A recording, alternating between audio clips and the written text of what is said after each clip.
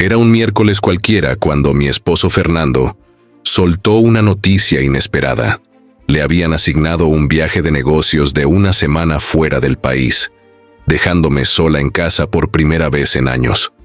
Aunque comprendía que era parte de su trabajo, la idea de estar sola tanto tiempo me ponía nerviosa. Fernando preparó su equipaje, me dio un beso de despedida y se marchó con una sonrisa, prometiendo llamarme todas las noches. De repente, la casa me sentía inmensa y demasiado silenciosa. Los primeros días pasaron sin grandes inconvenientes. Trabajé desde casa, vi televisión y salí a dar largos paseos por el vecindario. Pero al tercer día, las cosas cambiaron. Esa noche, mientras me relajaba en el sofá con una taza de té, el timbre sonó inesperadamente. No esperaba a nadie y una mezcla de curiosidad e inquietud me invadió. Abrí la puerta y allí estaba Andrés, el mejor amigo de Fernando, sonriéndome con calidez. «Hola, estaba por el barrio y pensé en pasar a verte», dijo casualmente, mostrando una botella de vino. «Sé que Fernando está fuera. Debe ser un poco solitario». Andrés y Fernando eran amigos desde la universidad. Su amistad era de esas fáciles y duraderas. A veces salíamos los tres juntos, pero nunca había pasado tiempo a solas con Andrés. Siempre estaba con Fernando, lo que nos había impedido conocernos más a fondo. «Oh, gracias. No tenías que hacerlo», respondí, haciéndome a un lado para dejarlo entrar. Él se encogió de hombros. «Solo estoy siendo un buen amigo». No le di mayor importancia. Después de todo, Andrés era casi parte de la familia. Nos sentamos, compartimos una copa de vino y charlamos de lo habitual. Trabajo, amigos en común y cómo Fernando se estaba adaptando a su viaje. La conversación fluía con naturalidad y me encontré riendo más de lo que había hecho en días. Siempre había sabido que Andrés era encantador, pero nunca me había dado cuenta de lo genuinamente amable y divertido que podía ser. Sin darme cuenta, pasaron 2 horas y seguíamos conversando. Había algo en la manera en que Andrés escuchaba, con una atención total que me desarmaba. Era refrescante y diferente.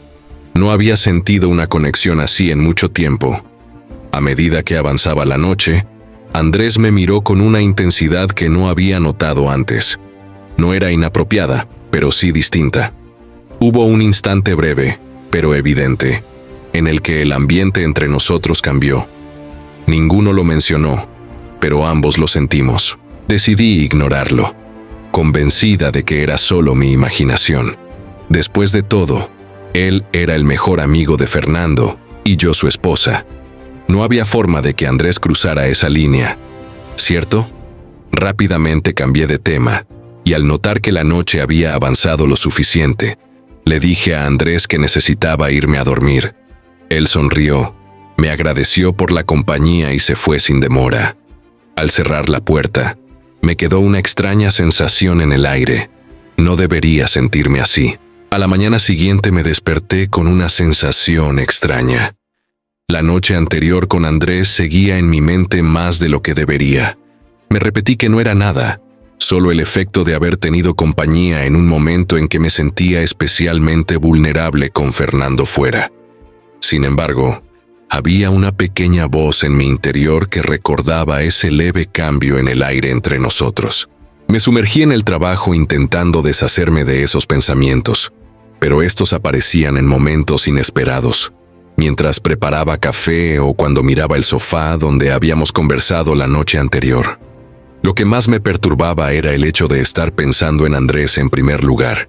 Era alguien a quien había conocido por años, siempre en segundo plano en mi vida, solo una cara conocida.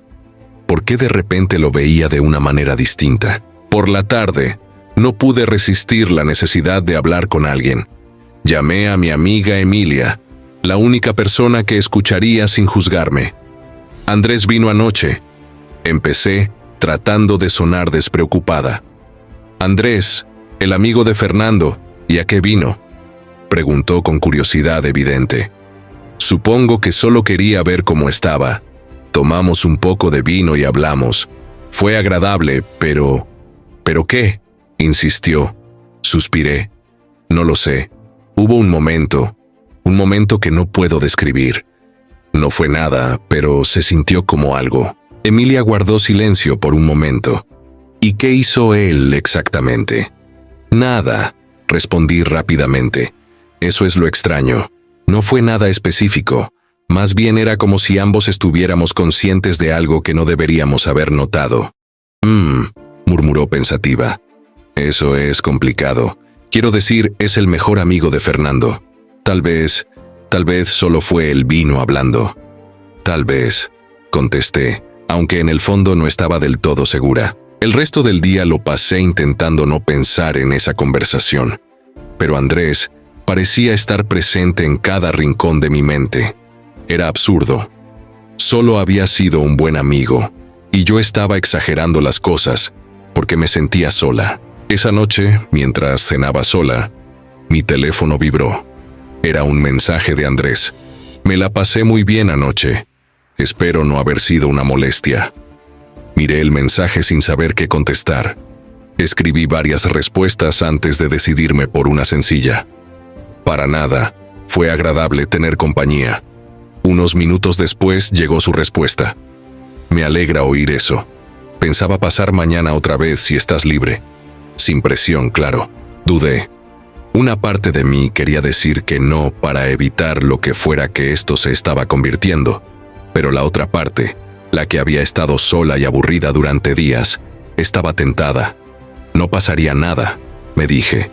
Solo sería otra visita de un amigo. Claro, mañana está bien, respondí antes de pensarlo demasiado. El día siguiente transcurrió con una mezcla de nervios. No podía dejar de pensar en lo que estaba haciendo. ¿Estaba preparando el terreno para algo que no podría controlar? ¿O todo era producto de mi mente? Esa noche Andrés volvió, esta vez con comida para llevar. Nos sentamos a comer y hablar como la noche anterior, pero ahora la energía entre nosotros se sentía aún más intensa. Cada risa, cada mirada, parecía más cargada, como si estuviéramos evitando algo que no queríamos admitir.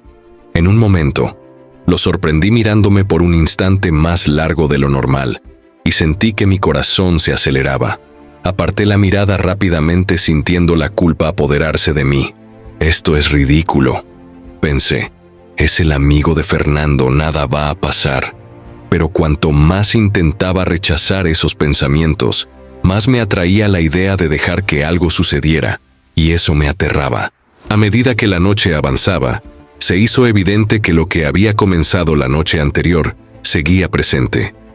Lo evitábamos con conversaciones triviales, pero la tensión era palpable. Y entonces, sin pensarlo, dije algo que no había planeado. Andrés, ¿alguna vez te has preguntado qué pasaría si no estuviéramos comprometidos con otras personas? Me miró sorprendido, pero no desconcertado. Hubo una pausa y luego respondió con voz suave. Lo he pensado más de lo que debería. No esperaba esa respuesta. Mi corazón se aceleró y una mezcla de emoción y temor me invadió.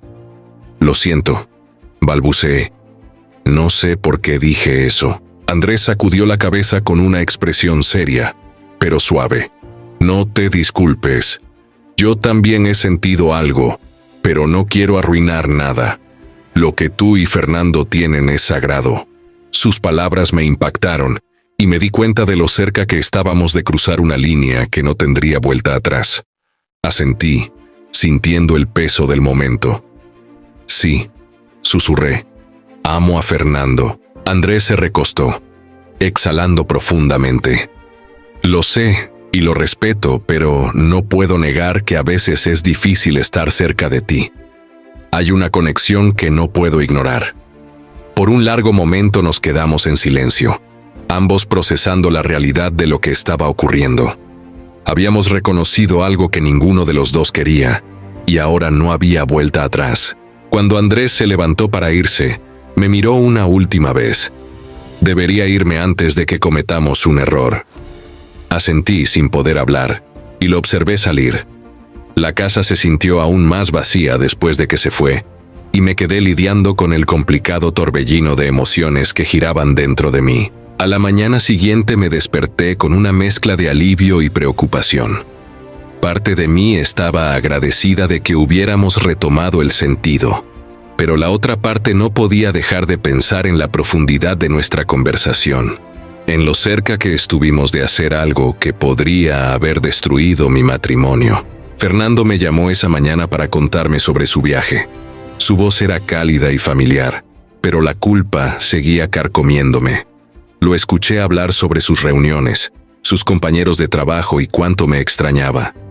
Cada palabra se sentía como un peso que me aplastaba el pecho. Respondía automáticamente, intentando sonar alegre y normal, aunque estaba lejos de sentirme así.